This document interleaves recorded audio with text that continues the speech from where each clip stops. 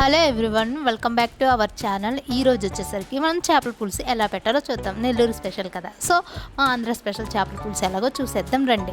First చేపలన్నీ wash చేసుకుంటాం. చేపలన్నీ ఉప్పుతోటి క్లీన్గా వాష్ చేయాలన్నమాట. క్లీన్ చేసిన తర్వాత పొయ్యి మీద చెక్క, లవంగం, పచ్చి ధనియాలు వేసి వేయించాలి. బాగా లైట్ గోల్డెన్ కలర్ వచ్చేంత వరకు వేసి బాగా వేయించాలన్నమాట.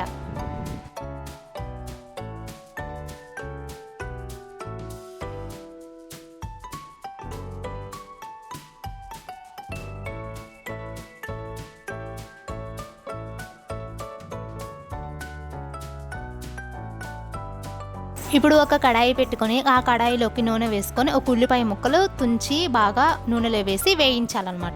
కొంచెం చింతపండు అనేది నానపెట్టుకోండి. చేపల పులుసులోకి ఎక్కువ చింతపండు నానపెట్టుకొని ఇప్పుడు ఫిషెస్ అన్నీ వాష్ చేసాం కదా, దాంట్లోకి కొంచెం పసుపు, ఉప్పు, కారం అండ్ కొంచెం అల్లం వెల్లుల్లి పేస్ట్ వేసి చేపలకన్నీ పట్టేటట్టు బాగా కలపాలన్నమాట. బాగా కలిపి ఒక పక్కనైతే పెట్టుకోండి. ఇప్పుడు బాగా మనం ఇంతకు ముందు ఉల్లిపాయలు నూనెలో వేసి వేయించాం కదా, దాన్ని అనేది మిక్సీ పట్టుకోవాలి. దాంట్లోకి కొంచెం వెల్లుల్లి రెబ్బలు వేసుకొని మిక్సీ పట్టుకొని పక్కన పెట్టుకోవాలి ఆ మిశ్రమాన్ని.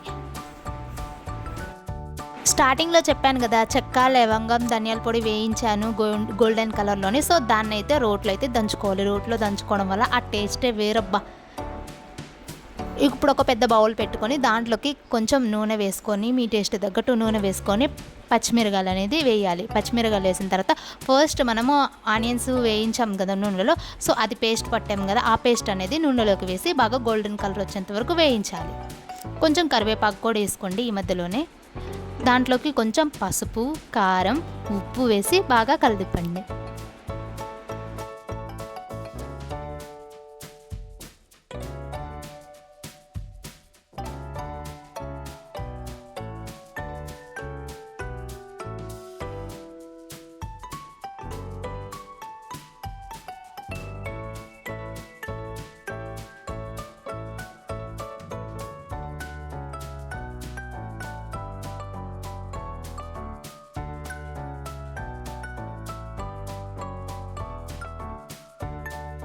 ఇప్పుడు స్టార్టింగ్లో చింతపండు కొంచెం నానబెట్టుకున్నాం కదా, ఆ చింతపండు అనేది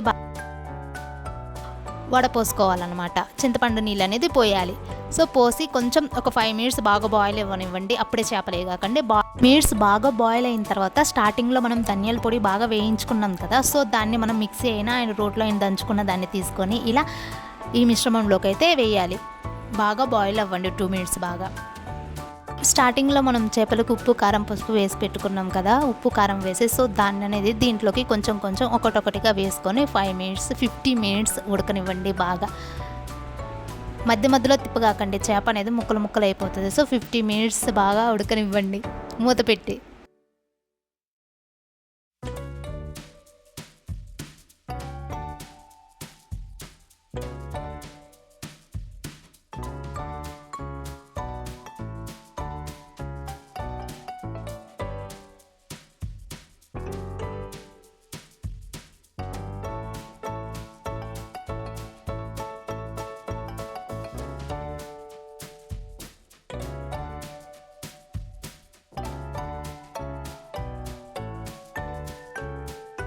చేపలకి ఎక్కువ టైం పట్టదు, జస్ట్ 50 మినిట్స్ తర్వాత ఓపెన్ చేసి చూస్తే చేపల పులుసు అనేది రెడీ అయింది. ఈ వీడియో కానీ ఇస్తే సబ్స్క్రైబ్.